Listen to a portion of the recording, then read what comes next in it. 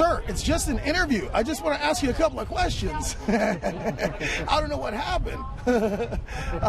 My name is Frank. I'm with St. John Community Access TV, and today what we're doing is we're talking to the folks here at Pioneer Days, and apparently, if you made a mistake, well, this is where you could end up. So don't make any mistakes, live a good life, and come enjoy this event, okay? Thank you. So, I'm Frank, and I'm here with David, who is a part of this event. He is the shuttle driver from the parking lot or wherever else you need to go up to the Pioneer Days that we have, and he's been doing it for 2 days. David, how long have you been doing this, by the way? This is my second year doing it. Right, right. Last year we brought a little electric one that I bought at a garage sale for $800, and then but it only had one seat, so people were sitting on their laps and everything. Oh, really? So this year my mom I won't sit in your lap. Go ahead. rented this thing. Oh, okay. And made it a lot better. Yeah, I'll bet. Yeah, because your mom is Candy, as you say, and Dale's your dad, and they're all about this whole thing. Yeah. Now, and again, thank you so much for taking care of the people and making sure that they get from the parking lot or wherever else they need to go to the actual event itself. I think it's not just a luxury. I would really say that it's a necessity. Yeah. You know, I mean, me, I'm just lazy, and I like to have people drive me around if at all possible. But honestly, for people that are not able to get here, it's important that they know that we have. We have the ability to get them there. Yeah. You know, I mean, if they've come so far, and then, you know, I mean, some folks, I guess you can drop them off and that kind of thing, but, you know, some folks just want to stay with the people that they came with and not just be separated. Yeah. You know, so things like that are very important. Now, you say that you're a truck driver? Yes. And you're on a trucking company? Yes. Wow, that's amazing, dude. Yeah, it's definitely takes a lot of my time. Yes, yes, of course, of course. But I like coming and doing this, too, because I get to talk to people, because usually I'm just in a truck by myself. Oh, see? Yeah, me too. Well, I don't drive a truck, but in some of my jobs, I'm by myself, and I have to just do one thing. Yeah. So, yeah, but also this whole thing is very interesting. Do you do much, have you ever been a part of this whole reenacting business, or that's not been your pursuit so much as the driving? I used to do a little bit whenever I was younger. I was going to wear something this time, but couldn't find any pants to fit. I know exactly how that feels. So I could maybe lose weight next year or find new pants. So, but I will be dressed up next year. Oh, okay. Well, that's cool. Well, you're dressed up enough for us. I'm glad we have this canopy as well. Yes. You know, I mean, and the weather is held out for us. You know, it's a wonderful day, a wonderful 2 days of May that we've been able to do this.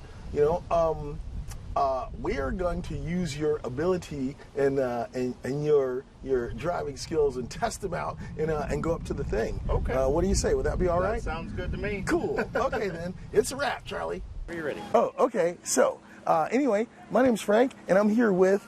Terry. Terry, nice to meet you. Nice to meet you. Thank you so much for coming to our community and being part of Pioneer Days. And from what I understand, you say you're from St. Charles? No, I'm from Sedgwickville. Oh, I see. Yeah. Anyway, but nonetheless, you know, thank you so much for coming and checking this whole thing out. This is day 2, Sunday. You know, she came here. You know, she let the hubbub die down. She came, she got some things. You've got this hummingbird feeder, you say? Hummingbird feeder. Now, do you have many hummingbirds in your yard? Yes. Really? We keep feeders. Yeah, there was one year we had 4 feeders out, and we had to change them twice a day. Really? Yeah. That's a job right there. Yeah. Don't they?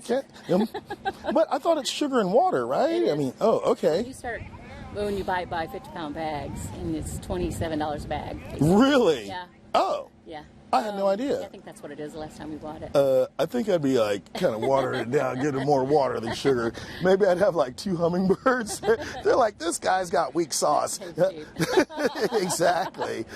Now, again, what I saw was your fantastic camera here. Are you a photographer as well? We have been in the past. We've kind of dialed that back. We used to do weddings and portraits and... Really? Yeah, family shots. But we've kind of dialed that back. We're just doing a hobby now. Well, that's okay. So, yeah, sure. Kind kind of taking it easy with it. Well, that's all right. Now, did you get any shots and footage of the event? We did. Well, outstanding. There's people walking around that are dressed in time. Yes. It's really cool when they stop and they kind of pose for you. There's Sure. a lady up there doing laundry in the that's Justine. Yeah. Yes, and Ron. Yes, we met them yesterday. Some pretty cool Yeah, they're pictures there. fantastic. The lady spinning the alpaca wool. Well, right. Yeah, we talked to her. I got her Also, that's spinning. Michelle. Yes. Yeah, there's just Oh, several wait, that's things in there. Renee's, I believe. But anyway, but still, yeah, exactly. With the double wheel and the whole thing, and the wool and everything. Yep. Yeah, that She seems like dyes it. Ma- It's right. nice, Yeah, I thought the same thing yesterday. Yeah. So yeah, that's We fantastic. bought a pendant from a guy that's local in town Mm-hmm. that does different designs on front and back. Right. So we bought a pendant to hang in the truck. Ooh, nice. Okay. Well, good for you. And thank you so much for coming Thank today. you. What's your name again? Terry. Terry. See, yeah, this is With a Y. Okay, I have a memory of a squirrel. That's why if I don't worse write it down, okay, Terry. Yeah. Anyway, so we're here with Terry. She's one of the people that came on day 2. That's how committed she is, and we can't thank her enough on behalf of St. Genevieve. Fantastic. I really hope you've had a great time here, okay? I have. Love your community. It's Yeah, great. sweet. That's what I'm talking about. It's a wrap, Charlie. Whenever you're ready. Dang, whenever he says that, I'm ready. So, anyway, so let us begin. My name's Frank, and I'm here with Travis. And now, Travis, first of all, where are you from? And I see that you're one of the premier vendors here, and you've got the coats, you've got the vests, are those children's clothes as well, or just are those ladies' children's outfits? clothes in there along with ladies' outfits. Really? Okay. Where do you get this stuff? So with the ladies' outfits and stuff like that, we make that stuff ourselves. Really? A lot of the blacksmith stuff we make also. Mm-hmm.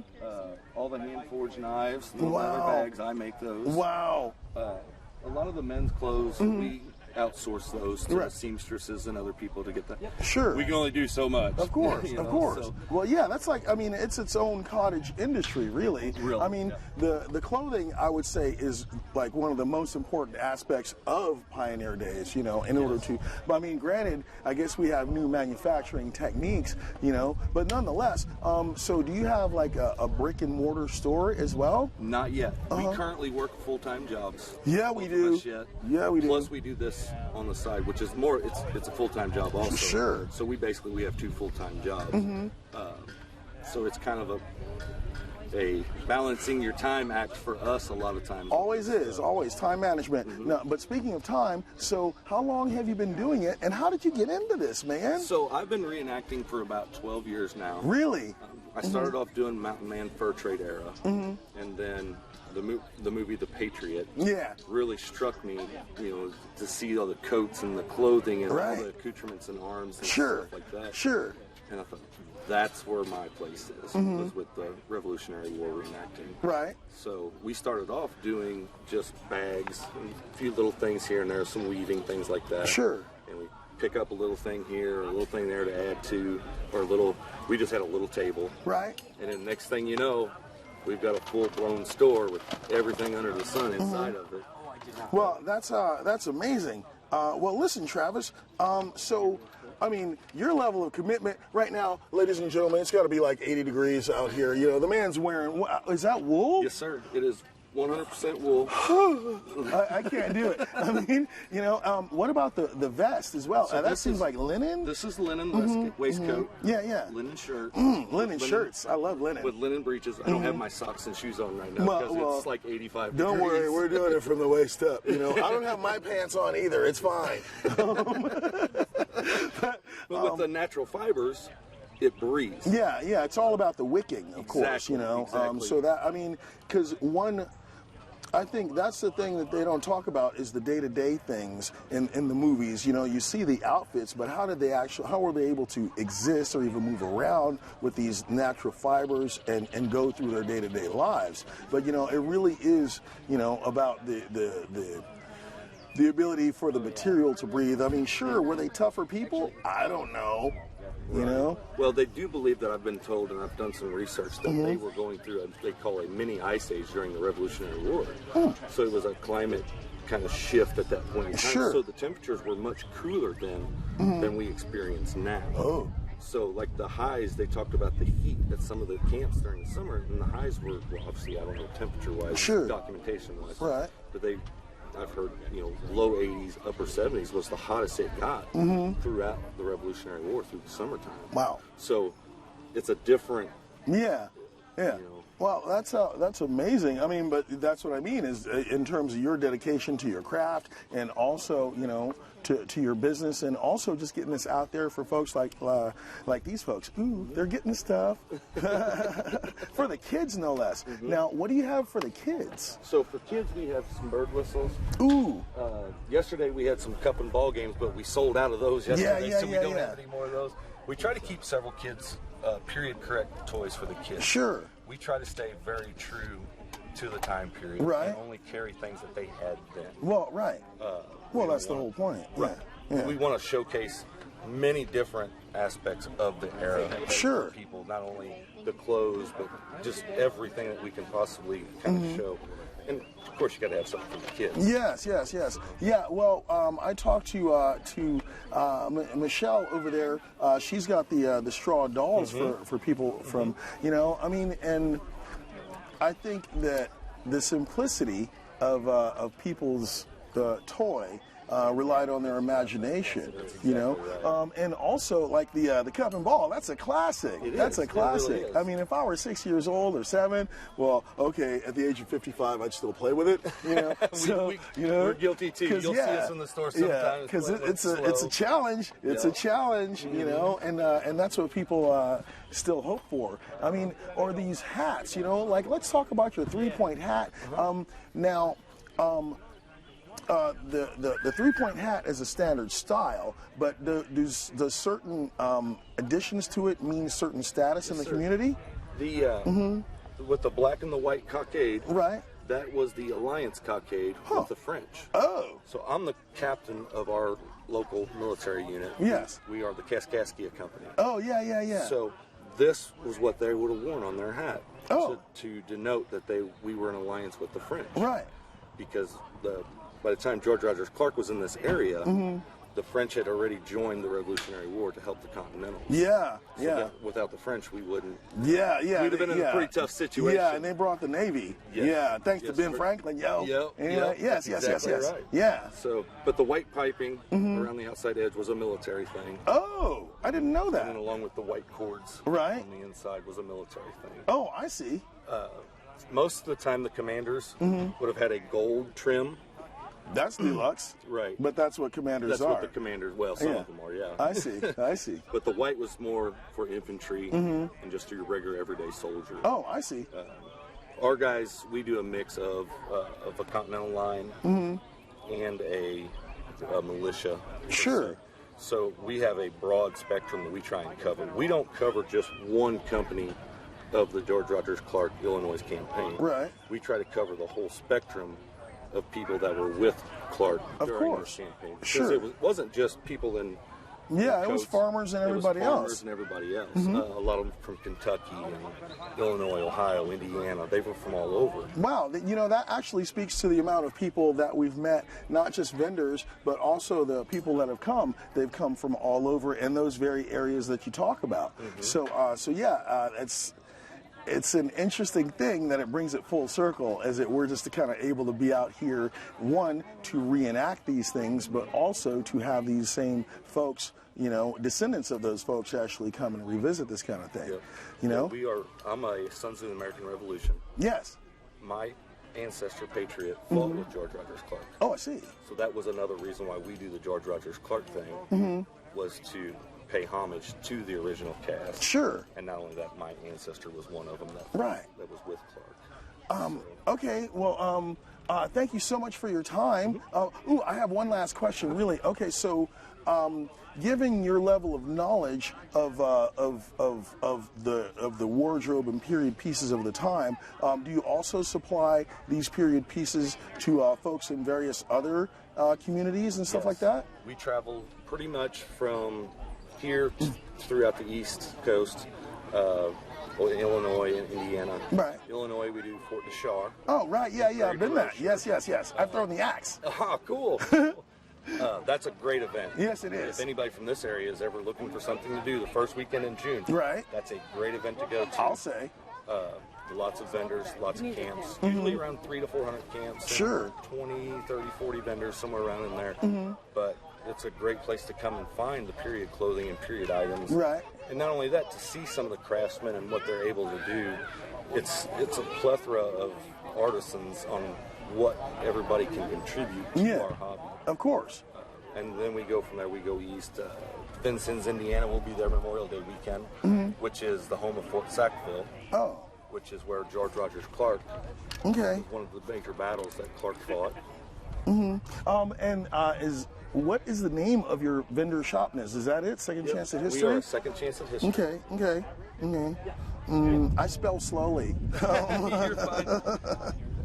The Second Chance at History kind of came up through the idea, several meanings to us, but the main meaning was with us as reenactors, we're getting a second chance to portray history. Sure. So that's kind of how our name came about, was right. The Second Chance at History. Right. Well, that's it's very interesting because I talked to Jeff yesterday, who writes historical fiction based around the area and that kind of thing. Have you had a chance to talk to him? Yes, me and Jeff are good friends. Oh, really? Yeah. Well, good thing I didn't say anything bad, huh? Nice. So, a lot of us are a really tight-knit community. Sure. We do the vendors right. and the campers and stuff like that. Of course. So we have people that we travel with, that we camp with at every event. Right. You know, it's not like a community, like a small town where everybody kind of gets together. Right. We're from many different states. Yes. And we come together every year at these events, and we're one big family. Well, that's fantastic. You know, we share meals with each other. Yeah. I missed out on the squirrel. Apparently they had squirrel last night. They didn't offer me any. Maybe I would have had some, I don't know. Depends on how it's prepared. Anyway, it is absolutely blazing hot out here. This man has sacrificed his time to be a part of St. Genevieve in this fantastic wardrobe. I'm about to pass out just looking at him. But anyway, thank you so much. We appreciate it, Travis. Here's a wrap.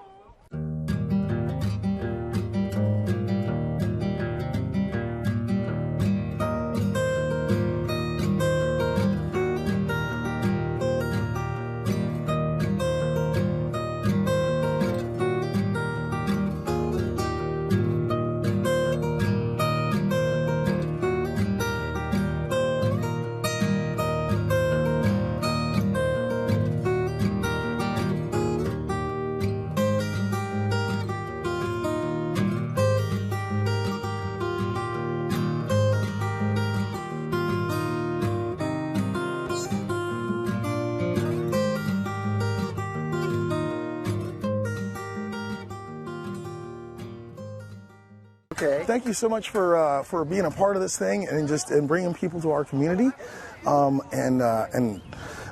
we're just as I tell everybody, we're not 60 Minutes by far. We're just doing it light and easy and just trying to highlight one of the more premier events of St. Gen, and this is the beginning of the. This is really picking up steam. Yeah, exactly. And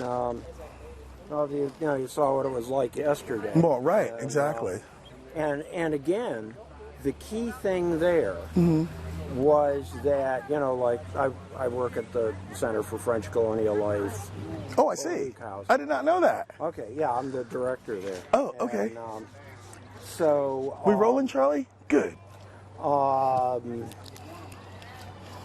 Now, we had a really good day yesterday. Yes, we did. And I know some of our other friends and associates and merchants we know, and people were talking, oh yeah, it was a great day yesterday. Sure. Or at the very least, better than usual. Sure. So the wonderful thing about events like what Candy is doing here is the idea that it's not just benefiting her, it's not just benefiting this end of town, which, we got Park Service and you got Candy, and that's about it. Sure. And, but people have to eat, a lot of these people are staying overnight. Yes. A lot of the folks are going to other attractions, because obviously this is our audience. These are people who love history, who love learning. Exactly. Even the kids that get excited about playing the games, or getting to handle, actually touch elements of history. Yes, muskets and drums and things like that. Yeah, it's like we say, history in your hand. Yes. And even when it's a lot of it, of course, is reproduction, but it still gives you a sense of reality that just hearing a story, or even worse, just hearing a bunch of names and dates, and oh my God, the stuff that makes history so excruciatingly dull. It's vital, it's important. Sure. But if that's all you're presenting, it's out of context. And you're missing the part that is actually going to get people excited, that's going to help them feel a connection to people in the past, and catching on to that idea, among other things, that, oh, you know what? These are people, or were people, just like us. Yes. Yes. They had challenges. They had hardships. They also had good times. You know, love and kindness. Oh, you can come on through. It's all right. We're just having fun. That's the whole point. You're fine. Okay. Yeah. And but they had to deal with things. And in many ways, yes, there are differences, of course. Sure. But there are also elements that we share with them. Well, without a doubt. And this helps make history, I think, more meaningful to people. Well, and it's almost, and in seeing the reenactors, it's kind of like a live museum, you know? Yeah. In that for the reenactors, they're in it for the lifestyle and the pursuit of it. Maybe it started as one small thing, and they just kind of discovered more about history.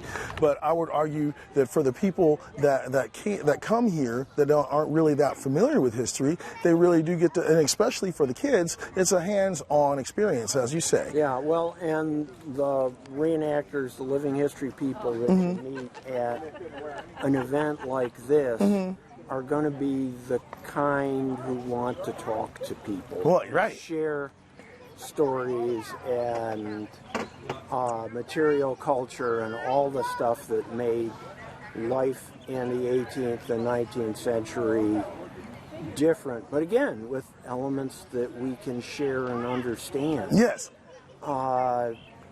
This just, it's hopefully what's going to come out of this is that you're going to have a lot of these little people coming away with, oh, that was so cool. Yeah. I want to learn more. Yeah, exactly. And that this will perhaps be the start of something that they'll take them with them into the rest of their lives and draw lessons from it. That, well, right, and the pursuit of knowledge is the greater pursuit, I would say. Right. You know, and also, I say, inspiration, understanding that can help us deal with everyday life and the bizarre ongoing things of the modern world that we all have to deal with.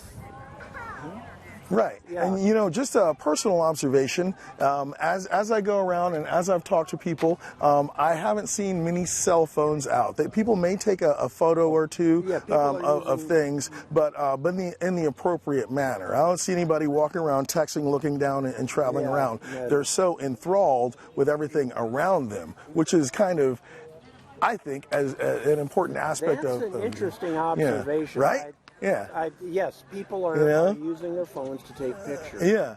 You know? They're not communicating with other people because they're here communicating with people face to face. And that's exactly as it should be, I think. And of course, there is also the fact if you're walking along, like you're looking at your phone, you're going to trip over one of the two. There's that. Probably injure yourself horribly. All right, but just some questions for you, sir. Okay. Which are one, how long have you been doing it, and what got you into this? Okay. Well, I've been doing living history since the 1980s. Wow. Okay. I've been in, but not necessarily just 18th century. Sure. I do World War II Navy. I do World War I. Wow. I've done Civil War. I see. But I've also, you remember, I'm a museum person. Of course. So I've been in museums about 45 years. And oddly enough, I didn't get started doing living history because of my work, but once I met people who were doing things like Civil War. Sure. And getting to go to Gettysburg and seeing Pickett's Charge recreated with 15,000 guys on each side. Right. You know, like the number of men who were actually there in 1863. And it's like, I can apply this to my profession. I can do this kind of thing, you know, like we are here. Right. And as public education. Sure. And also here in St. John, you know, I've been in St. John about 7 years now, and I love it. Gonna keep working here. It's probably my last museum job. That's all you need. One last good one. One last good one. Well, yes. In a cool community full of interesting people. Thank you. And you're welcome. You're welcome. Thank you. But the stories here Yes. are so wonderful. Yeah, and rich, I would say. And different. Yes. So much of what you have to learn here, that's not the standard stories that you hear in history class in high school. Well, I think the truth of it is that if one were to dig deeper into history, there is no standard story. There's a standard narrative, perhaps, but I think that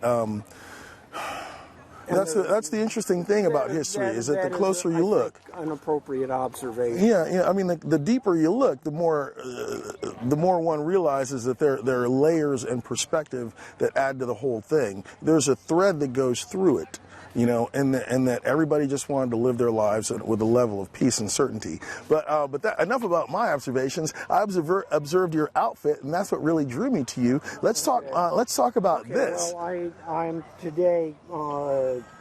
I'm doing a Catholic priest. Yes. When I actually do a character, you know, first person, I like to do Père Moran, who was the priest here when right at the time when there was the transfer from France to Spain, the Jesuits were being expelled, and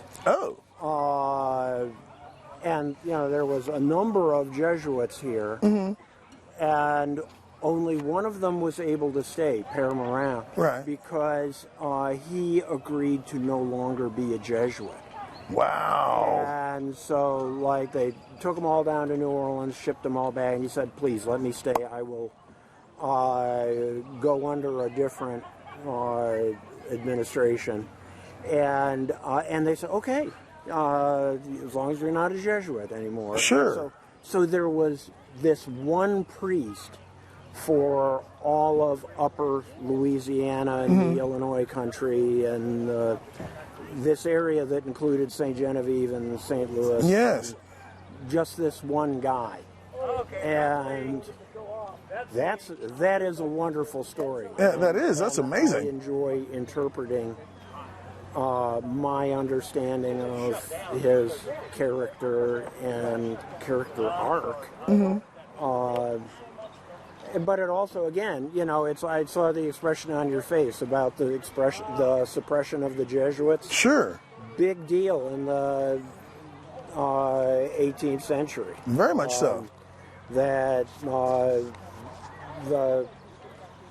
the French, the Spanish, Italian kingdoms, various places that had issues with the Jesuits for political reasons, they forced the Pope to recall them and then disband the order.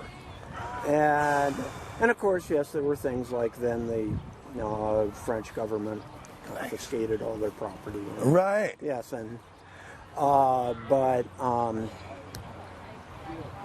kind of story a lot of people aren't aware of. And then that interesting question, what happened in places like this where most of the priests were Jesuits. Right.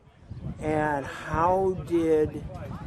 and especially in a community like this French Creole context of St. Genevieve. Yes, of course. Where faith was so important. Well, as right. part of what holds the community together. Very much so. It's the only time a lot of folks got to even meet is to come to and part together of and their worship. identity. Sure. And how do you keep that going?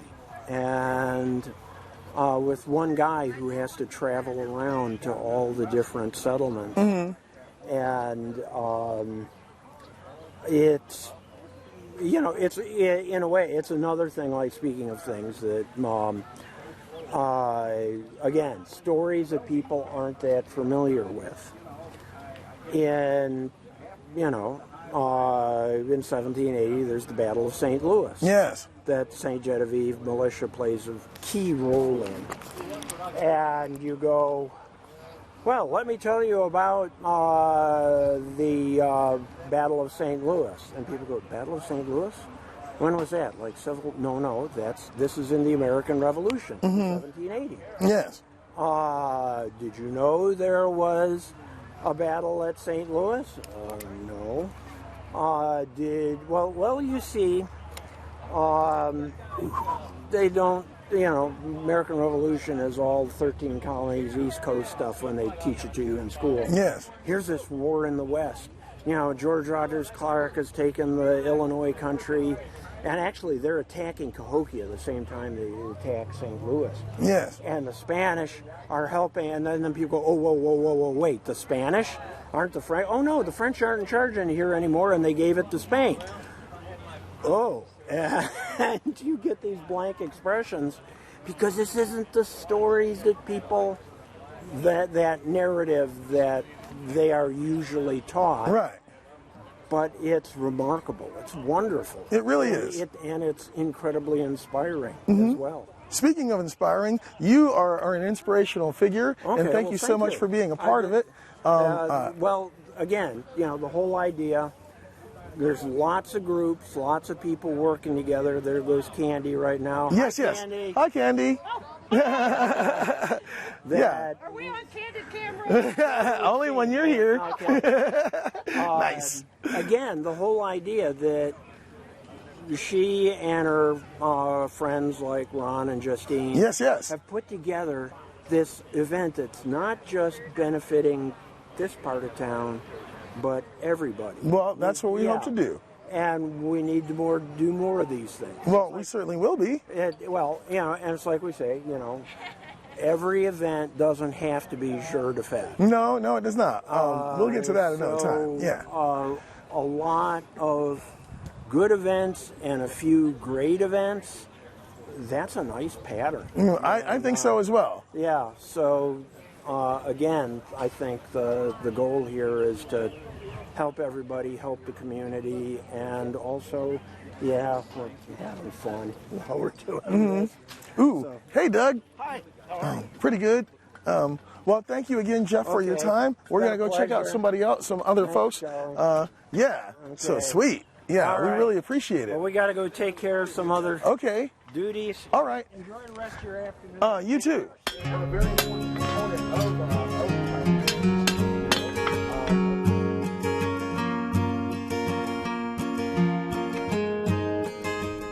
Well, as always, I'm Frank with St. Gen TV, Community Access TV, and I'm here with Matt Dixon, and we're just, and he is the only smith here, the blacksmith, which is a very important component of the pioneer experience. Now, Matt,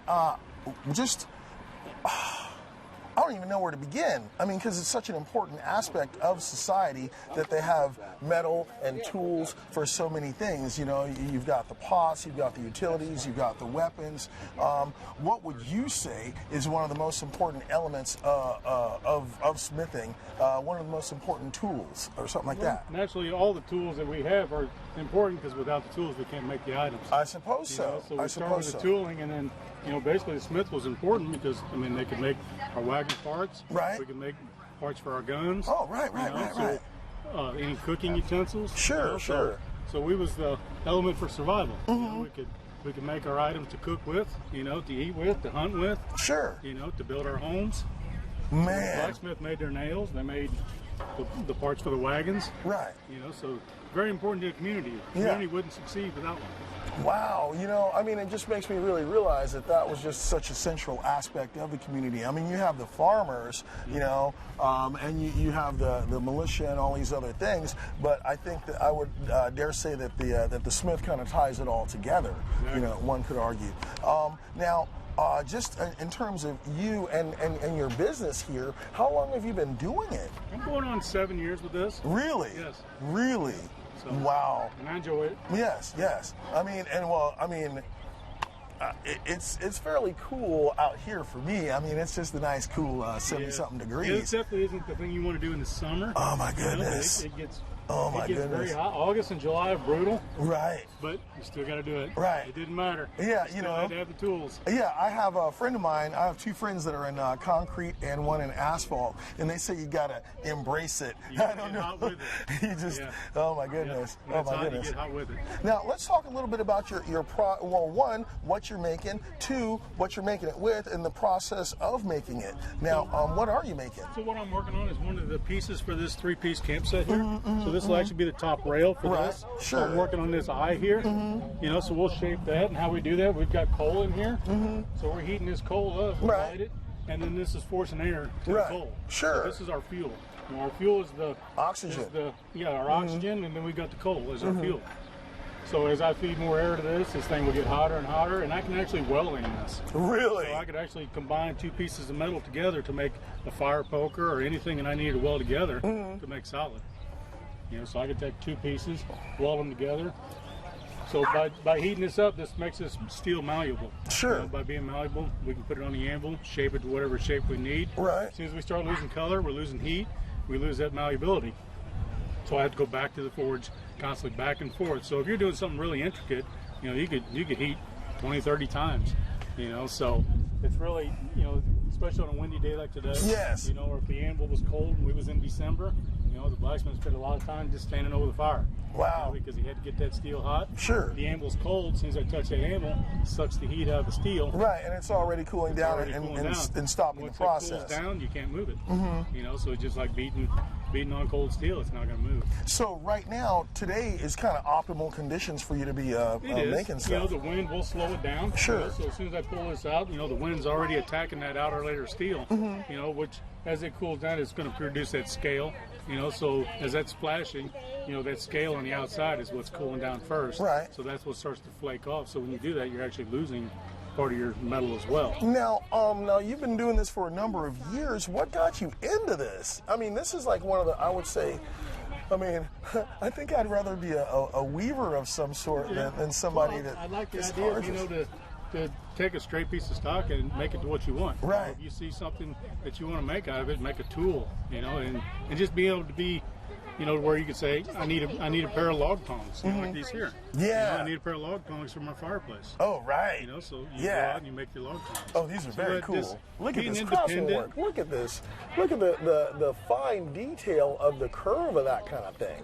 Anyway, I'm sorry about the independence. Yeah, just being an independent, you know, out in the field. You know, you can make what you need. Yes. You know, so it's not so much having to go buy it or find it. It's like, how can I make it? Sure. So it's the challenging part that I like, you know, and naturally you do have a lot of fails, you know, so you could be working on a piece that's really intricate, and then that one part of the step fails on you, or you burn it off, and you just got to have the patience to start over and go at it again. Well, that's the pursuit of life, really. Yeah, exactly. You know, if you stop and cried about it too long, it still wouldn't get done, and it's still broken. Yes. So that's the other part, you know, with the blacksmith is you had to be, you know, proficient in your skills and accept those fails. You know, and realize that you got to learn from those, and still got to get that plow fixed for the farmer. Right. Now, so in your pursuit and discovery, would you say that over the years you've gotten, you know, just have you dialed it all the way in? I don't know that you ever feel that you dial it all the way in. I mean, I'm definitely more confident. Sure. You know, when I see something, I say, oh, yeah, I can make that. Oh. You know, so when I have somebody comes up that wants that, you know, that special piece for themselves or an heirloom project, you know, I can look at the picture and say, yeah, I can duplicate that. Right. You know, so as you get, you know, as your skill level, your skill set increases, you know, your confidence. But I don't ever feel that I'll know it all. Well, Well, that's good. You can't teach a know-it-all. You can't learn from an idiot, from what I understand. So I like to, keep in check with that and know that, there's always something I can improve on. Yes. Now speaking of these fantastic log tongs, and now I see that that you have basically like a rivet in there. Yes. Did you make that as well? Yeah. So all the rivets, everything on this is handmade. So Right. we start out with 2 pieces of stock about 30 inches long. Sure. And we'll shape these. I do both handles individually. So naturally this one's got a twist in it. Yeah. I do that by flattening out 2 sides. So then you go from a round to where you got 2 flats. Right. We can twist that, and that's what gives us these distinct lines here. Yeah. Then this just goes down to a scroll, wraps around. So this is all tapered out. Yes. This is all one continuous piece. Then I'll make the other one. This one, same deal, same stock. But I'll flatten that out, and then I put it on the edge of the vise, or the anvil here. Oh. We'll I was wondering about that. Yeah. And roll it out to a nice. So when this starts, it's like a willow leaf. And then we just start with the little details of hammering it down, rolling it up, and then they just come together. So we'll put these together. These are still straight. These haven't been addressed yet. Sure. I'll put these together because the key with these tongs is that anytime you hang them up, usually you take something and they stay open when you're done with them. Yes. You got to manually close them. Right. These here, when you got done with them and you hung them back on the fireplace, they automatically close. Wow. So they're always in the closed position. Yes. So we offset that rivet to do that. So when we offset that rivet, takes it off the center. Right. That makes one side want to close up. Huh. So once I get the rivet set, then I'll go down here, and this is when I start on my shaping of the end of it. Right. Because these need to be done at the same time. So you're going to work this one a little bit, you're going to work this one, and you'll just beat yourself up going back and forth trying to find that perfect. Right, but perfect that's the idea is symmetry. Yes. Otherwise you can't grab a log, you can't do everything that you want. I would think. Wow. So that's the key to these. Sure. These are quite a long process, but rewarding at the end because, like I said, it's a tool and it works. It works for its intent. I intended for these to be closing. When you hang them up, and that's the design of those. Sure. Now, I've got a couple. I mean, you've just got some fantastic items here. Now, do you find that you sell more to the reenactors themselves, or the people that come to see the reenactors? I think it's the general public that we sell most of our stuff to. Oh, okay. This kind of show brings them in, right? And then their ideas, when they see our stuff, they're like, I always wanted to do this. Or, right. I've seen this, and I want that. Yes. The cook sets or the the different items for camping. Sure. There's a lot of people that camp, and they don't think about these things until they see them. Then once they see them, then they're like, I really like that. Wow. I like to have that for myself. Right. I do this, and it's kind of neat to see that because then they're that's also building something with their families. Yeah, I agree. So when they have when they buy this camp set and they take it camping with them, their kids see that, and it's just you just build memories, and these are heirloom pieces. This isn't something you throw away. You pass it down to your family. Well, that's the thing about a lot of the archaeological finds and or historic preservation is that metal lasts. Yes, it does. So now you actually, even though it's current day, this will outlast you. Yes. And it is dispersed throughout the country. Yep. Absolutely outstanding. I tell everybody, these are heirloom pieces. Yeah. These are things that you spend money on them up front, but you only buy them one time. Yeah, exactly. And you give them away when you're done with them. Well, and this is also kind of speaks to our society in that these are not disposable items. You can't. This isn't going to end up in a landfill. This is going to be used and reused and used again. And the story goes with all of them. Well, right, exactly. Matt, thank you so much for talking to us. I appreciate really it. appreciate it. All right. It's a Have a wrap. good day. Yeah, you too. I'm Frank, and what's your name, ma'am? My name is Pat Moore. Pat Moore. I'm from New Haven, Missouri. Ooh, okay. Now, Pat, can I call you Pat? Yes, please. Okay, yeah. And again, I'm Frank. Okay, so how long now you have this whole, I see it says Pat's Weaving and Chair Caning.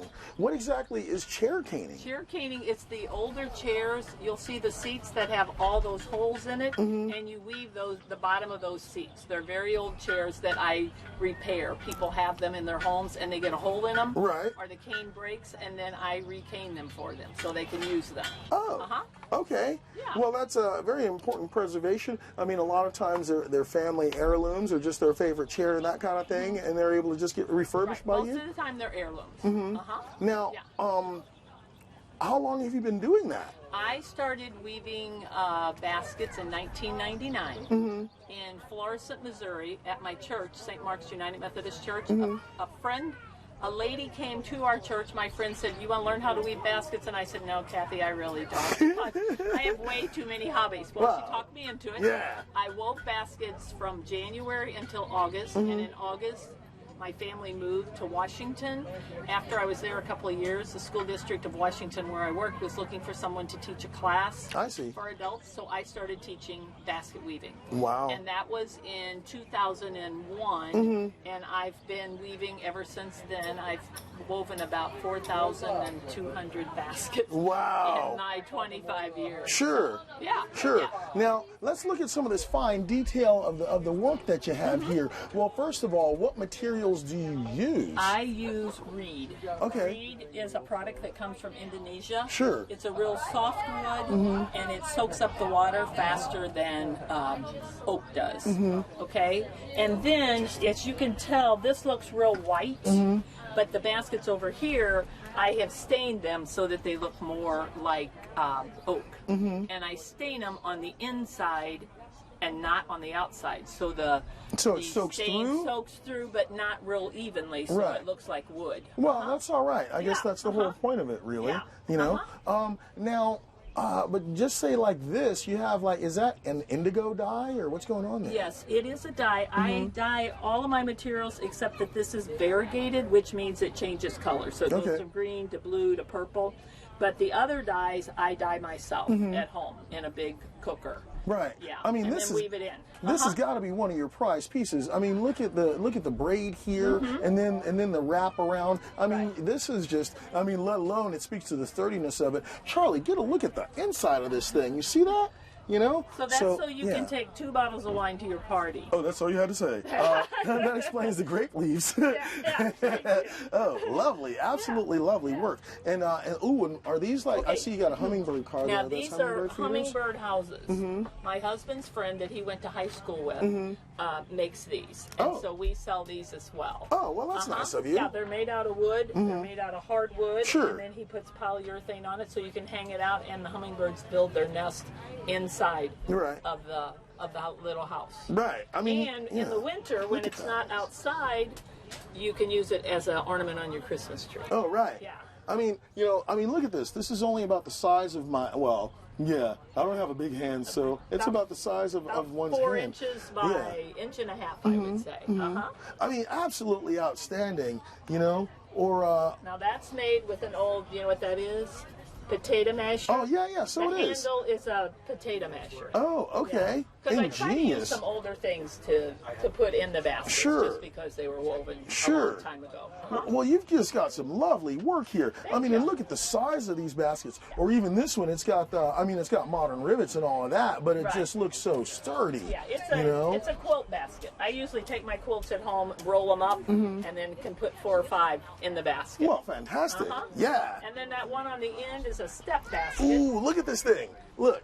Look at this. This is what she calls it. It looks like a step. And put stuff in it, take it all up, and then when you fill it up, you take it up, you fill it up upstairs, and then bring it back downstairs. Or you can just take a break on the steps. That's right, exactly. Leave your books in there, you can read. Yeah, indeed. Yeah. Absolutely lovely work. Yeah. Now, or even this one here, this That's is... for your door. You can hang that on your door. Oh, right. And put flowers and things like that on it. Oh, I see. I see. What's really fascinating to me at this point is that it's almost like you can make a basket for any utilitarian purpose you can think of. That's exactly right. Yeah, Yeah.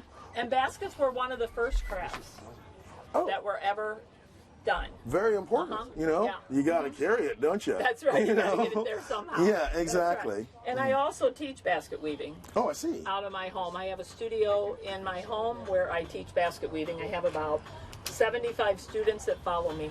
Really? Yeah, I have class 3 nights a week at my house, and then I teach at a couple of art galleries. Well, yeah. Nearby. That would only make sense, ma'am. You got some absolutely lovely work.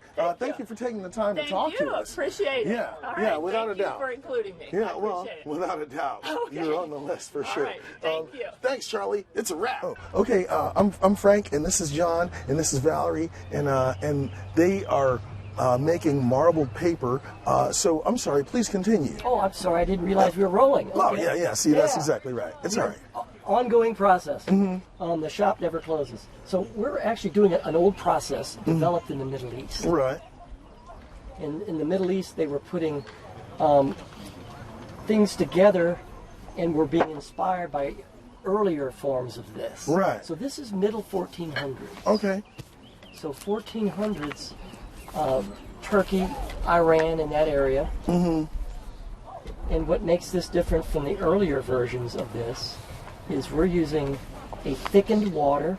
It has a vegetable gum in it, and that increases the surface tension of the water that will float the paint that we throw on the surface. Okay? So now the reason the paint's floating is because it has less surface tension than the water in the box. So there's we have to adjust the natures of the water of the paint and the water in the box.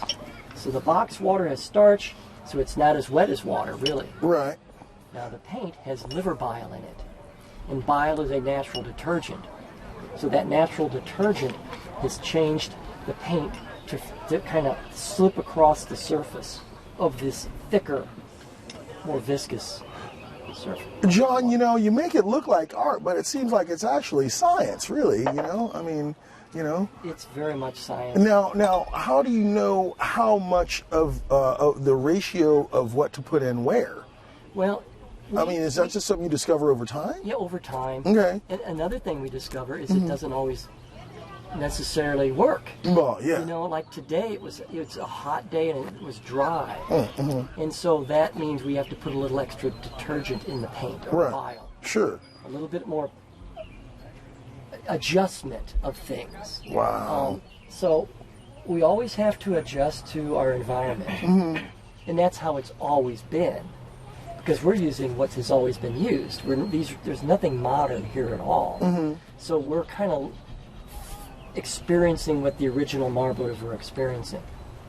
Now, do you have some happy accidents? I mean, of course, you know, I mean, with this level of variability, you know, I mean, you can't predict the weather, you can't predict the humidity, you can't predict the sunshine, of course. Well, weathermen don't do it, so. Yeah, you can't expect a paper marbler. Well, right, exactly. Yeah, With that being said, what would you say are some of your happy accidents? I think happy accidents is when the paint sometimes gets actually dried out and then re-wetted as we use it, because we have these containers and we're always stirring the paint. And sometimes the paint gets up on top and it sits around the edge above the wet paint. Sure. And then we stir it again and that dry gets dumped down into the wet, and it starts to stick to itself and become larger particles. We want the smaller the better. Yes. And when they start getting bigger, because they've been re-wetted, they sometimes get kind of crackly on the surface. The patterns get not as smooth, they get kind of angular. Right. And it's really quite beautiful. And if it sticks to the paper, we're okay. But sometimes it won't, because they become too big and heavy. Right, it flakes off, I into imagine. the water. Sure. So that's a good accident, is when they get a little crackly. Another thing is when the wind blows. It's such a subtle, thin film on the surface, this paint is, yes, that wind comes and blows it, moves it. And a lot of these are wind blown today. Oh. And well, that's nice. It's like, you just roll with what the wind gives you. Yeah, of course. Now, right now, she's making the mixture, making the patterns, correct? Now, are you going to put them up here, or do you just like slowly pull the paper up and just let it dry? How does that work? Okay, this is a printing process. Okay. So, unlike a letterpress or whatever printing you see, sure, we're putting the color or the ink or the paint on a surface of water. It's not a hard plate, and we lay the paper on top without pressure. It's just contact. So it's like a contact monoprint. Right, and just let the paper soak in the pattern. That's right. Man, so then when you lift the paper up, I mean, is that like the bomb squad or something, where you just lift it up very carefully and then just hope that it all works out? You hope. Whoa, yeah. Whoa. And it's kind of neat because really you're only getting one print out of this. Sure. And the randomness that is inherent in the process, we're throwing paint, the weather, makes that a one of a kind. So we can only do it once, ever. Now we can come close with the right conditions Sure. and patience.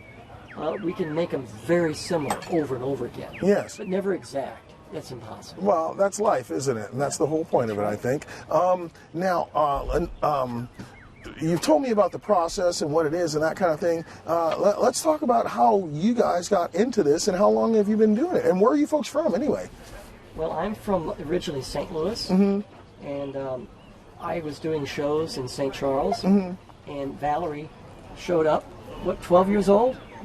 Yeah, and she hung around the day. Right. And I threw an apron at her, and I said, let's go. So she started marbling, and she's been marbling with me ever since whenever I'm in town. Wow. So I've been marbling since about 1994, and I learned from Curtis Findley, who was a marbler in St. Louis, who's now living out of the area. And Valerie's been marbling for how long now? I'm turning 31. You're turning, okay, 31 minus 12. You know, Wow. do your math. I don't do math, sir. I do interviews. Yeah, I understand. So, yeah, we both have done it long enough to be dangerous, you know? Wow. Well, I mean, I'm fascinated by your craft.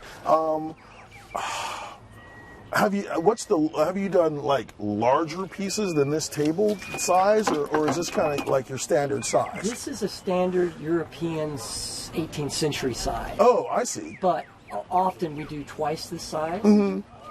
Summer shows with hot air, right. We don't try to do the big stuff. Yeah, you know, sure. It's just too hard to do. Yeah, it's unwieldy, I'd imagine. It takes too much time. Right.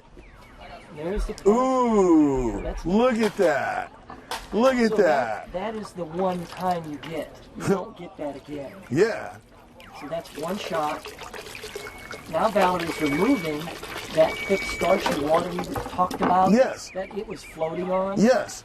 That's the back side of the pattern, actually, what you're seeing there. Is it really? Because the front was, you know. Oh, right. Yeah. I suppose it is, isn't it? So it's a reverse. It's so absolutely fascinating. That's what printing is. Yeah. You have to put everything backwards. Oh, right. And this is a form of printing. And pretty much where the paper was, all the paint has been soaked up into it. Yeah, you know, I mean, it's interesting because you can talk about the process, but until you actually see the process, as you just demonstrated, you know, you're like, okay, and then what? And then you go, ta-da! You know, it's just amazing. Absolutely beautiful work. Yeah.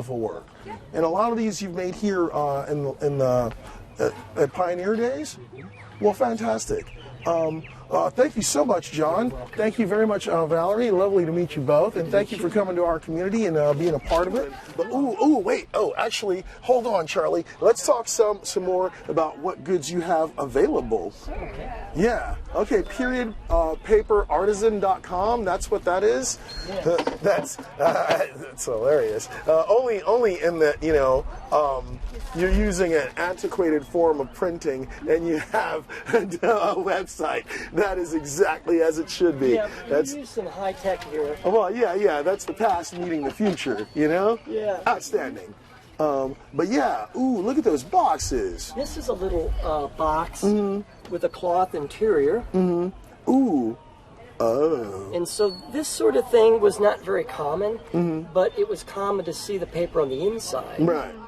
And the ladies would make board boxes. Or hat boxes as well? Yes. Right, okay. A little later, 100 or 200 years later, they were making men's collar boxes. But this is, you know, about the right size for small things. I actually saw a small box in New York, in Mumford, New York, at the Genesee Country Village Museum. I see. And it's an original. Right. And it had a pattern almost like this. Oh. And it was a little round canister about this size. Right. And it had a woman's tortoise shell hair comb in it with a little label. So it was a product package. And that package would make the product a bit more attractive. Sure. Because it was a nice box. Right. So, you know. Marketing and sales, yo. Marketing, exactly. I mean, it's the same circle that goes around, but this is absolutely beautiful work.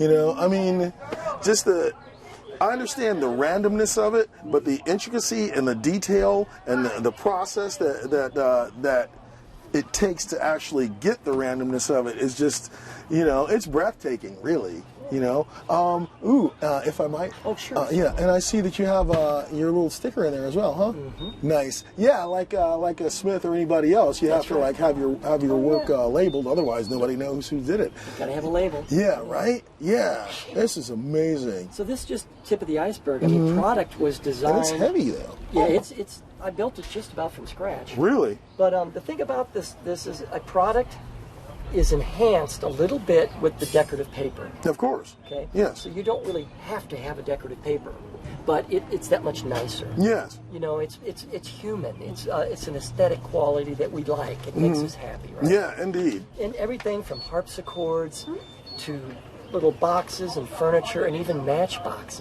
Putting a little marbling on a throwaway matchbox. Or The even strike matches.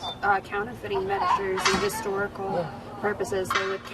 They would marble money, so you couldn't just remake the money. Right, and it's interesting that you mention that, is because we've kind of gone back to that. In a way, yeah. You know, I'm in retail, so I see a lot of $100 bills that aren't mine, and you see them over the ornateness that comes and goes, and the intricacy that they start to reincorporate to throw off counterfeiters and that kind of thing, you know. So, but thank you so much. Oh, okay.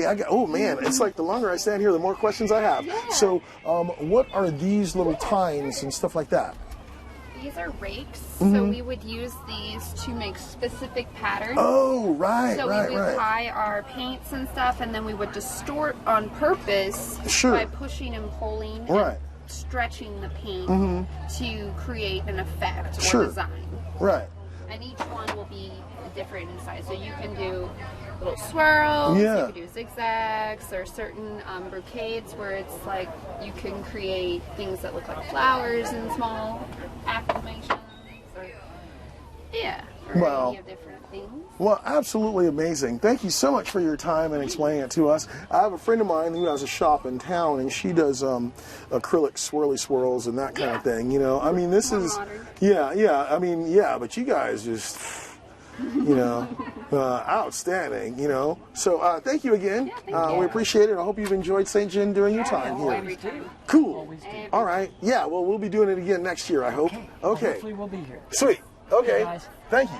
Thank you. It's a wrap, Charlie. I'm Frank, and I'm with Gary, and he has a sign talking about woodworking. So we're going to talk to him about his woodworking. And well, first of all, what is this? This is we call it a shaving horse. In the French, they would call it a cheval de massage, but we call it a shaving horse. Okay. Its primary function was to, when it first started, was to make shingles or shakes for the roof, and they would take it in like this here, and then they would take their we call it a draw knife. Yes. But it's the French, they would call it a pain ordinaire. It's a planer, basically. Yeah, basically, yeah. That's what it is. It was formed in like this here, so there'd be an angle on one side and flat on the bottom. If you look at these old houses here in town, this is what they have on their roofs. Oh. So they were made to put together. They would have them like staggered, I suppose. Yes, sir. And it would be like that. Oh. So they're usually around 16 to 18 inches long. But if you look around if you go to like the houses here in town that have them, you just think how many of these they had to make. Exactly. That's automatically where my mind went to, is just like the level of craftsmanship and the time it would take just to make one side of a roof, let alone the other side of all these framed houses and that kind of thing. Man, but I guess you got to do what you got to do. Man. So what I'm doing is they used to make them, like I made these pins yesterday. I made 2 pins. This here was where the pressure is. You take something like this here. Right. Stick it in there like this. Take your feet. Oh, it locks it in place. And this acts like a vice. Sure, sure. But all the pressure from my feet is right here on this pin. Right? Yes, yes. So that's why I made that. So then you would take your pain ordinaire and you just... Well, it also gives you a level of consistency throughout the shave as well. Oh, yeah. Yeah. Then if you do, you know, it'll curl up like that. Of course. Then I also use what's called a spoke shave. This is to do the hard, rough work. This is to fine it down. So if you see the difference in the wood, right? The other stuff away. It's almost. I mean, they didn't have sandpaper, so this is what you got to do. Right. Right. But then I also have what's called a scraper. And the scraper acts like sandpaper.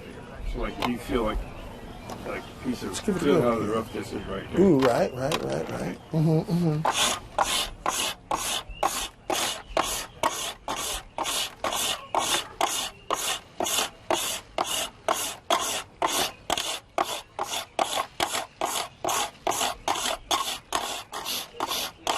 Man, this is a workout on the guns too, isn't it? I mean, nobody was weak back in the day. See how much difference that makes? Yes, it's smooth as well. It's it smooth. acts like sandpaper. These are some of the other tools they would use. They would have saws, there's these, an adze. Right. These are these different types of, buck saws we call them. Right. Now, it occurs to me upon seeing the saws, I wonder how intricate the relationship was between the woodcrafts people and the blacksmith. You know what I mean? Because you go to a blacksmith and say, "Look, I need one of these," and and he says, "Well, okay." I wonder, was it more of a barter thing? I mean, as opposed to any kind of currency kind of thing. I mean, they both have a very intricate and necessary relationship to a community. Right. But you figure. I don't mean to interrupt them. No, it's all right. But they would make they could make anything. The carpentiers could make anything. Sure. Off of this here. Yes.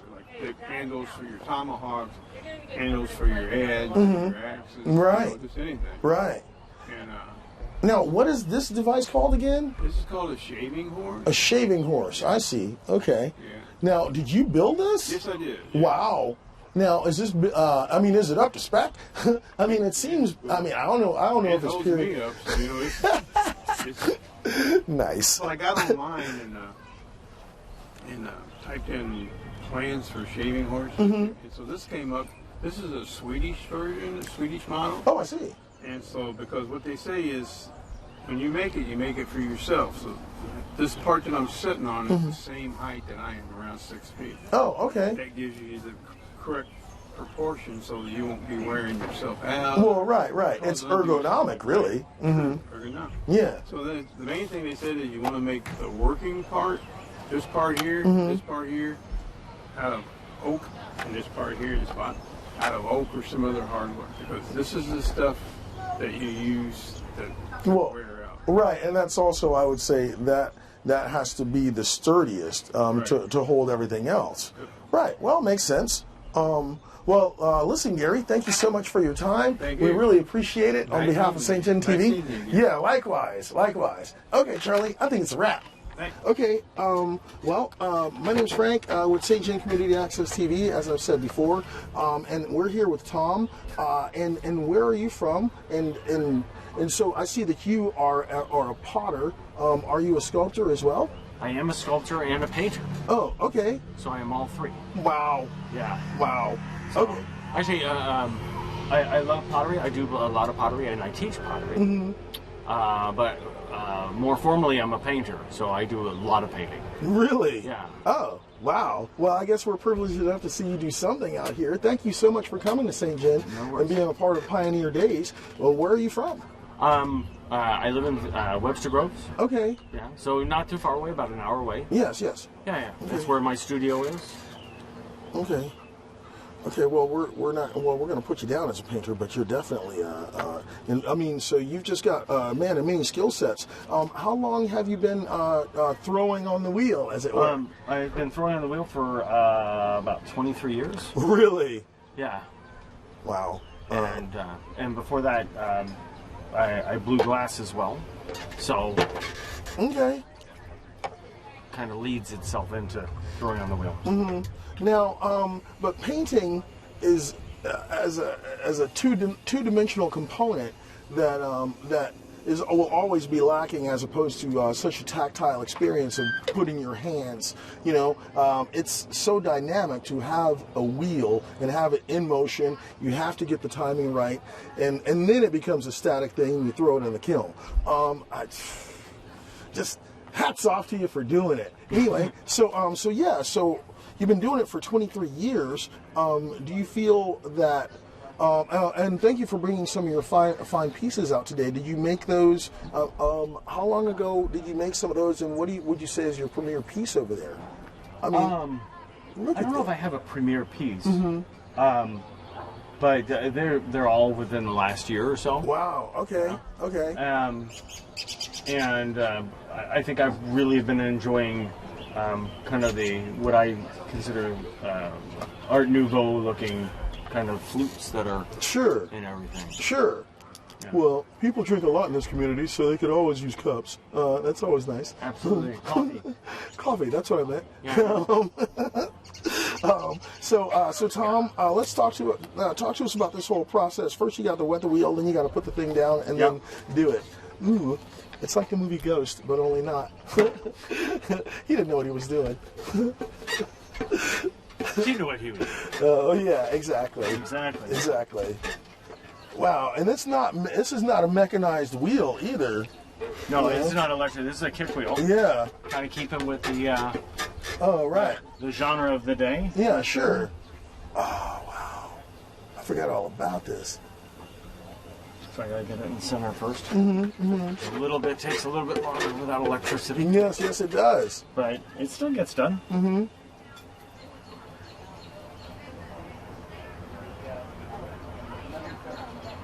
I mean, as befitting the pioneer experience, I mean, it's important to have the goods in which to eat or drink, you know, once things out of in the first place, you know. There's a lot of really great shapes of early pottery from around this area. Mm-hmm. You know, a lot of jars, a lot of really finely done plates and such.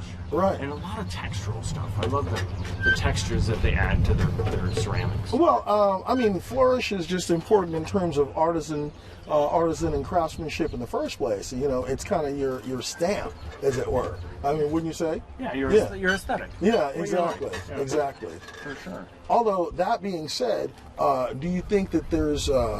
was there a standard? I mean, besides one's own individuality being impressed on a piece, was there just a general standard style that you've noticed over the years with historic pieces? Yes and no, but it changes so much by artist and area. Huh. Regional then, huh? Definitely regional. Huh. Okay. City pieces are different than country pieces. Yeah. You know, East Coast is different than West Coast. Right. You know, just like the flavor of people. Yeah, it suppose changes so. Everywhere you go. Yeah. You know. Yeah. And also, think about the time that this was going on. You know, you had kind of the Rococo and the neoclassical going on. In Europe. Oh, right. That was totally embellished and well, not the neoclassical, but the, yeah. But Americans at that time are trying to forge their own identity, even though a lot of them were from Europe and bringing European standard, but again, forging their own identity, you know, in craftsmanship and artistry like this, you know. Absolutely. Yeah. You know. And I think we did just an incredible job. You know. Yeah. I love looking at early American stuff. Yeah. You know. I mean, and also it's kind of free from the constraints of hierarchy, you know, of society that existed in Europe, you know. Are we getting too heavy for? It'll be fine. It'll be fine. They either understand the words or they don't. And you'll be cutting this all up, right? They might accidentally learn something like I am, so it'll be okay. It'll be okay. That's the whole point of it. So here you are. What are you making right now for us? I'm just gonna make a mug. I've been making mugs all day. Oh, I see. Mugs, bowls, and some pictures, and just having fun. I've been asking people what they wanted to watch me make. Yeah. And so I've been doing that. So I thought I'd just make a mug because, you know, yes, that's about as much clay as I had. Well, yeah, and that's perfectly fine. Sure. And so, yeah. So I've been doing these kind of flute designs.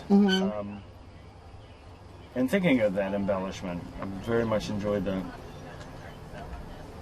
Instead of just straight up and down.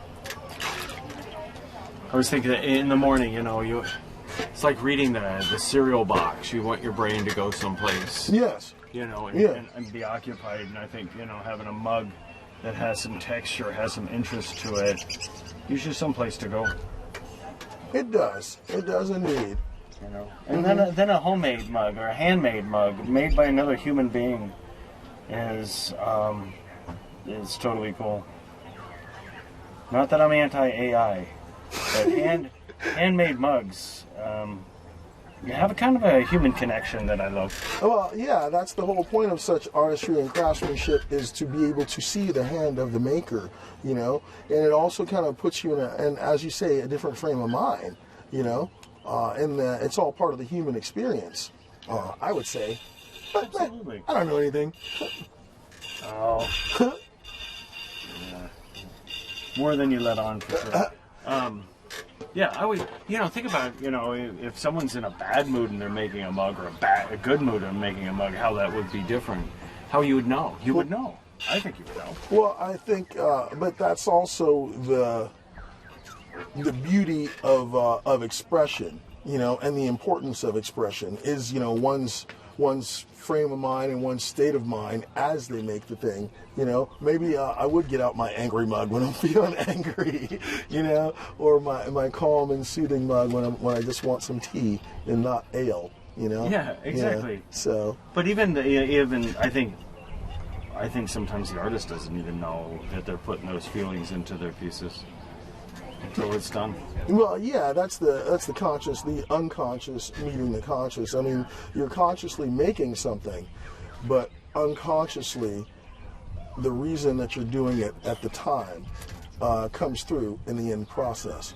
Ooh, now let's talk a little bit about the whole firing and kiln process. Now, again, I did ceramics a long time ago in a galaxy far away, and one of the things that I found frustrating was the kiln is its own other thing. I mean, you can make something absolutely fantastic, and you spend all this time making it, you know, and getting it ready, and you put it in the kiln, and your thing could, you know, in getting it prepared to glaze, and it'll blow up right then on the spot, or something else will blow up next to it, and then ruin the whole thing. Or, if you're lucky, you pull it out and it's fired, and then you put the glaze on it, and you're gonna put it in the kiln again, and if you're lucky, you take it out and you drop it and you sneeze and it's all over.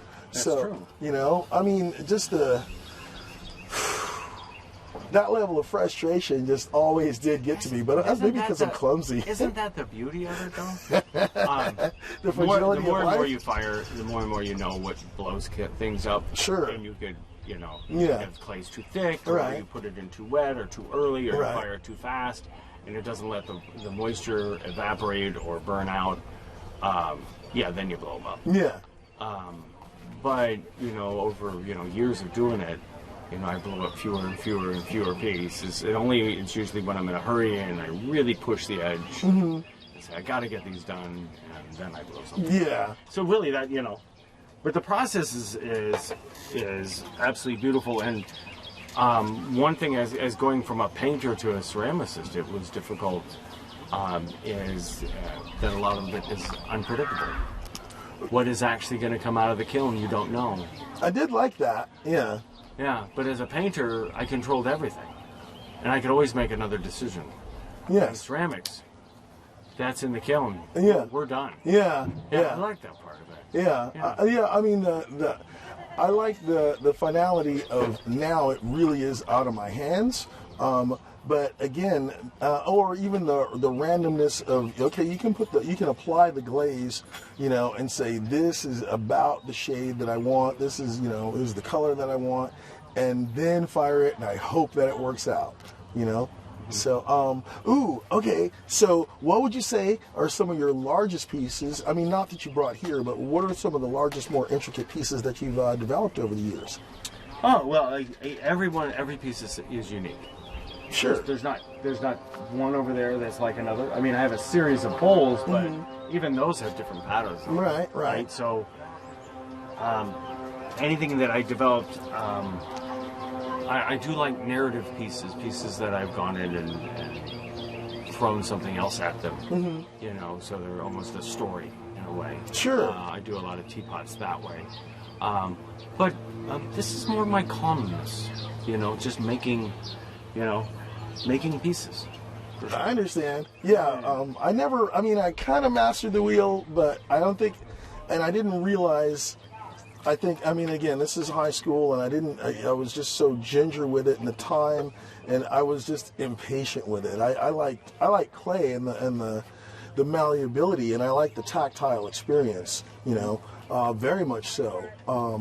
But I found that there were some students in our class that could just sit there at the wheel, you know, keep their hands firm and their attention. It's about the attention, you know, to be able to sit there and do that. I couldn't do that, you know. Well, so they got success from doing it. You know, I always say, and I may have even said this to you already, that, you know, it's like guitar and it's like riding a bicycle. Yes. You know, you got to teach your brain how to think this way. You got to teach your brain how to balance a bicycle. No one can tell you how to do it. You know, you got to teach your hands how to feel the clay. Your brain how to think of it is the thickness of the clay. Sure. And so your hands are learning how to balance. You know, and you can't tell anybody how to do it. You just got to do it. Indeed. Yeah. You know, and the more they do it, the better they get. The better they get, the more they enjoy doing it. Right. You know, and pretty soon you're throwing all the time. But that's also part of the creative process. Yeah, that's true. That's absolutely true. You know, or that's what I found when I talked to the paper folks, John and Valerie as well. You know, or even the woodsmith, the blacksmith guy as well. So, anyway, where can we see some of your work, or do you? I have an online shop. Both my paintings and my things. Actually, I have an extra sheet you can take with you. So it has my paintings on it, and so I'm an expressionist landscape painter. Oh, I see. Yeah. Oh, okay. I do hope they cut this up. I think we got too lofty in the middle of it. Both of us. Not just me. Nah, dude. I mean, they gotta catch up. I don't care. That's the whole point of this thing. They'll, you know, like I said, they might accidentally learn something or not. You know, that's the, you know, but that's also, okay. Okay, it's got some clay on it. That's fine. Can we see that, Charlie? Will this actually be? Can people do that with their phone on this thing? I don't know. Yeah. Oh, really? Yeah, we've had people do that before. Ooh, okay. Well, check that out. Well, there you go. Nice. Thank you. Yeah. Did you get my card? No, I did not. Awesome. Well, thank you so much for taking the time to talk to us. It's been a pleasure. Nice. Yeah. Thanks, Tom. Good for you. And so you never know what they're going to look like. They're all different on the inside. Color, shape, whatever. They're all different. And so you don't know what you're going to get when you go to cut one. But that's what every one of these pieces are. The cross, this one here is actually deer antler. Are we rolling, Charlie? Yeah. Good. You know, I just, whatever inspires me at the time. This one has turquoise embedded into it and polished down. And I see. And that, so it's deer antler, and you embedded the turquoise in there. That's absolutely lovely. Look at that. Ooh, it reminds me kind of like one of those, like when you see photos of stars and you know, and everything inside there. That's fantastic. And a lot of people comment they kind of look like geodes, so that's just natural. I didn't do anything with it but sand it and polish it. And a lot of people think that they look like geodes almost whenever you... They look like what? I'm sorry? Geodes. Geodes? Oh. Say it for me. Geodes, yes. Oh, sorry. Anyway, so, and you make these fine necklaces as well, huh? Necklaces, bracelet, even the earrings there, those thin sizes are deer antler. Oh, I see. Now, how long have you been doing this, ma'am? About 2 years. Really? Wow. And it just occurred to you and just went for it, huh? Now, so wait, I take it you've got to go hiking and do the thing, you know, and you just... We own property. Over in Illinois, in the middle of the Shawnee National Forest. Right. And so we find them walking through our fields and in the forest. Well, and we've collected them for lots of years. Oh, I see. Yeah. It's actually shed hunting. A lot of people, it's an event. Really? In the spring, I didn't know that. Purposely go shed hunting. And try to find the sheds before the animals do. Give me that one over there, sweetheart. So animals, squirrels, mice, and different things, they will chew on the antlers to get the calcium out of it. Do they really? Yeah. Oh. So if they get hold of them, you'll find a lot of gnawed places on them. Oh, yeah. Look at that. Oh, well, that's a circle of life, isn't it? Yeah. Oh, it's like And better so than a glass of milk. This one was probably over a year old when I found it outside because the sun will bleach them out, weather them a lot. Right. Whereas this one was picked up the same year that it was dropped. So you can tell there's a difference to it. Now this one has a certain smoothness or smoothness to it. Was it just like that? That Is was that... just like that, yeah. Oh, right, because them rubbing against the bark and the whole thing, huh? Ooh, extremely pointy. Man, wow. Wow, and they're very heavy, too. I've never actually held one. Oh. But the antler feels heavy, but when you feel the products actually hold a product, they're not heavy at all. Oh, no, it's totally light. It's totally light. Absolutely outstanding work, man. Absolutely And people have, used the deer antler for a variety of things over the years. You know, they could use them for digging tools or rakes and different things. People have decorated with them for years, too. So Right. it was just a different spin on what could I do with them. Yes. Now, I see this fine display here as well. Did you... I mean, of course, I imagine it is your work, right? I mean, just the whole beadwork alone. Every one of those was done by hand, one at a time. There's almost 200 beads on there. Oh, really? Wow. That's outstanding. And you've only been doing this for a couple of years? Yeah. Wow. I retired. Oh, I see. And decided I wanted to play. Yeah, good. This is what I do to just enjoy and relax. This is my relaxation. Well, yeah, I think as I've talked to some of the other artisans, I think the creative pursuit is a meditative experience. It's just something you do to just kind of relax. And I find that if you can do something for 10 minutes or several hours and not be able to tell the difference in time, then you must love it. Yeah. You know? So good for you. Good for you. And do you have like a whole business site thing? I don't really. Well, I that's just all right. come to a couple shows a year. We met Candy. We met Pat and Tom from the pewter shop in town. Yes. And actually, Pat invited me to my first show. I did the Pecanapalooza 2 years ago, and then did it again last year. Pecanapalooza. Yes. Yeah. Yes. But that was my first experience. Was 2 years ago at Pecanapalooza, and if Pat hadn't encouraged me, I probably would have never done a show. Oh. But it was so much fun, and we, like I said, we love St. Jen. Well, right. Yes. So we love the people. It's always a fun experience when we come. Yes. So, but I just do a couple events a year, and it's just fun. Yeah, and it gets you out and about, and you get to show people your fine wares. Good for you. And maybe make a coin or two. Ooh, let's look at these. All right, so yeah, you have a whole necklace, can pick earring. up anything, yes. Well, all right. Well, yeah, you have a whole necklace, earring, and pendant set there, huh? Yes. Nice. Yeah. You really are branching out. Ooh, and of course you've got the lovely crucifix as well. Now, is this woodworking yours? That's mine. No, that's hers. Oh, I see. He's not allowed to touch sharp tools. Oh, he's the lovely assistant. I see. Well, I even if I go and harvest the barbed wire for her, I have troubles with that. Well, that's all right. That's all right. We're glad to have you along anyway, sir. I harvest the stuff for her and let her do the work. Repurposed wood. And this is barbed wire off our farm. It's about 100 years old. Wow. And we clean it out of the fence rows. Right. And so he doesn't trip over it. Yep. And then I utilize it. I like to utilize what's here in front of me. Sure. And I just... Now, what are these? These are... That's actually pecans. Pecan. Yeah, that's what I thought. So there's the one pecan necklace left over there. When I did Pecanapalooza, they said, can you do anything with pecans? So that's what I did. So you've got that slice there for the necklace, that's the middle. Yes. And then I used the outer part of the shell. Wow, way to come through. So.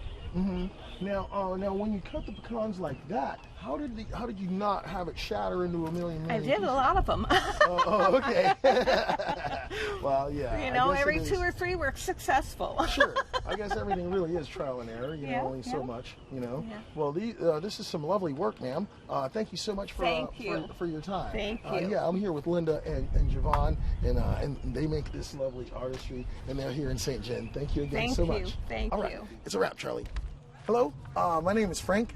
And I want to say thank you to Charlie. We're with St. Jen Community Access TV, and we have gone around and we've talked to a good many of the artisans and the craftspeople, and as well as the folks that came to this event, and it's quite astonishing. This is Pioneer Days. It was a 2-day event, and this fine May afternoon, the weather has held out for us. I think some of the takeaways from this, from the people that I've talked to, just about every one of them has started off with just a basic level of interest in a particular craft, and that they've cultivated, and most of them are self-taught, and there's a community of folks that have been kind enough to come to our town, and we thank each and every one of them, with particular attention to Dale and Candy for hosting this fine event. And also to David, who shuttled some of the people, but to each and every one of the artisans and the people that have come to this event and been a part of it, we certainly appreciate your patronage and your time, and thank you for viewing this. This is just the beginning, and we want to point out that St. John is absolutely awesome, and thanks for coming. We're going to explore and discover, and we'll frank around and find out next time. Thank you and goodbye. It's a wrap.